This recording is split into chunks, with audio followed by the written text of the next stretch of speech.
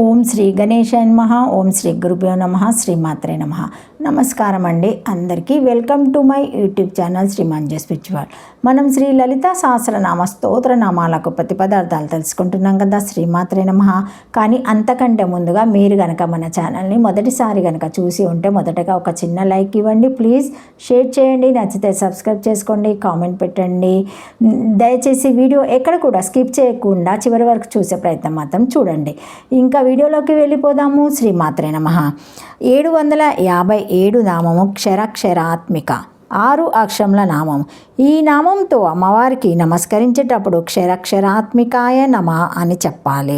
క్షర నశించునటువంటి స్థూలమునకు, అక్షర నశించని సూక్ష్మమునకు, ఆత్మిక ఆత్మ అనగా మూల కారణం వంటిది.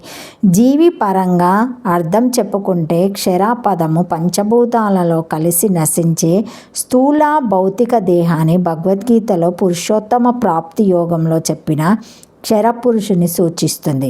అక్షర పదము పంచభూతాలలో కలవకుండా నశించని సూక్ష్మ శరీరమైన ఆత్మను గీతాలో పురుషోత్తమ ప్రాప్తి యోగంలో చెప్పిన అక్షర పురుషుని సూచిస్తుంది. ఆత్మిక పదము ఇటువంటి స్థూల సూక్ష్మ లేదా అక్షర పురుష నేపథ్యంలో ఉండే కారణ శరీరాన్ని గీతాలో చెప్పిన ఉత్తమ పురుష లేదా పురుషోత్తముని సూచిస్తుంది. గీతాలో చెప్పిన అక్షర ఉత్తమ పురుషులను రేఖాగణితాత్మకంగా అర్థం చేసుకొని ఒక నల్ల బల్ల మీద త్రిభుజాలు, చతుర్భుజాలు, వృత్తాలు, దీర్ఘచతురస్రాలు, ట్రెపిజియం లాంటి వివిధ ఆకృతులు గీస్తే ఈ వివిధ ఆకృతుల గీతలు భౌతికమైనవి. ఇవి చేరి వేస్తే చెరిగిపోయేవి కాబట్టి ఇవి ప్రతి జీవిలోని క్షరపురుషుని అంటే దేహాన్ని సూచిస్తాయి. ఈ వివిధ ఆకృతుల లోపల పరిమితమైన ప్రదేశము వివిధ పరిణామాల్లో ఉంటుంది. ఇవి చెరిపినా చెరగనివి. ఇవి రకరకాల జీవులలోని ఆత్మలను సూచిస్తాయి. అయితే ఇవన్నీ ఒక్కొక్కటి పరిమితమైన నల్లబల్ల పరిమాణాన్ని కలిగి ఉంటాయి.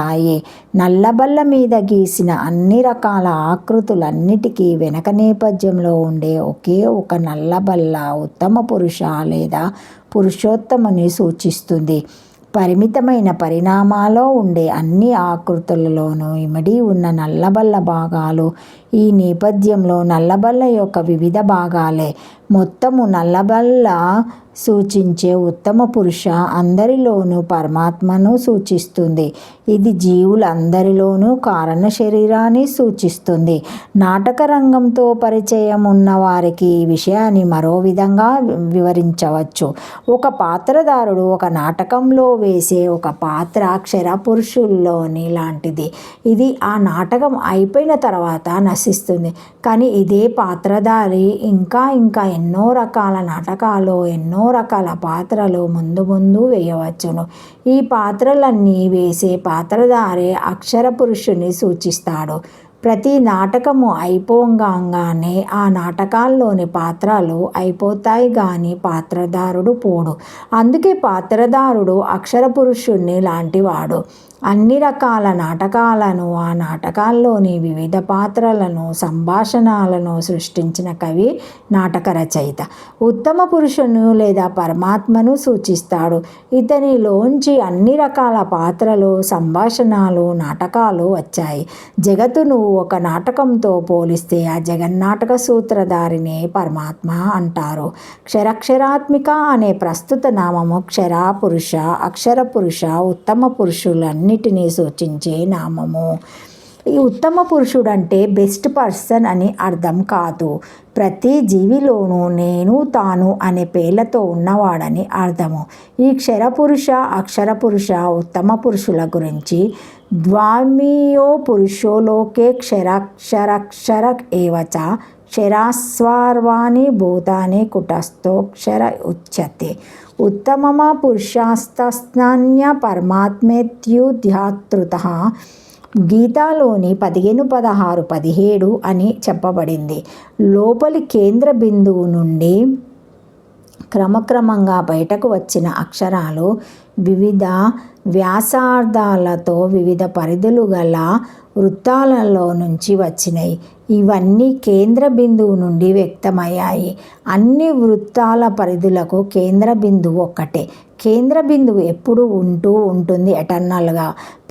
పరిధిపై బిందువులు ఉంటూ పోతూ ఉంటాయి. సబ్జెక్టు చేంజ్ లాగా నిరంతరము భ్రమణం చేసే ఈ అక్షర కాలచక్ర గమనాన్ని ఈ క్రింది చిత్రపటంతో సూచించవచ్చును. పై చిత్రంలో ఈ క్రింద నుండి పైకి పోయే మార్గములో బి మార్గములో దేవతలు బి వద్ద ఉండిపోతారు. బి నుండి క్రిందకు వచ్చే మార్గంలో సి మార్గంలో మనుషులు పుడతారు. భౌతికత్వము అహంకారము ముదిరిపోయిన మనుషులు రాక్షసులాగా ప్రవర్తిస్తూ చిత్రపటములో డి బిందువు వద్దనే దిగబడిపోతారు. ఆత్మజ్ఞానముతో ఉద్ధరింపబడిన వారు డి బిందువును దాటి ఊర్ధ్వ మార్గములో దేవతలవుతారు. ఇందరిలోని ఆత్మస్వరూపినిగా చక్రభ్రమణము చేస్తూ తాను చెక్కు చెదరకుండా కేంద్రము ఓలాగా ఉండే అమ్మవారిని క్షరాత్మిక అనే నామము సూచిస్తుంది. స్థూల సూక్ష్మ కారణ సమన్వయ ఆత్మస్వరూపిణి అని ఈ నామానికి అర్థము. శ్రీమాత్రే నమః. Thank you for watching my video. Please like, share, comment, subscribe to my channel. మరిన్ని వీడియోస్తో మళ్ళీ కలుస్తానండి. ఈ వీడియో మొదటిసారి కనుక ఎవరైనా చూసి ఉంటే తప్పకుండా ఒక చిన్న లైక్ ఇవ్వండి, షేర్ చేయండి, సబ్స్క్రైబ్ చేసుకోండి, కామెంట్ పెట్టండి. Thank you. శ్రీమాత్రే నమః.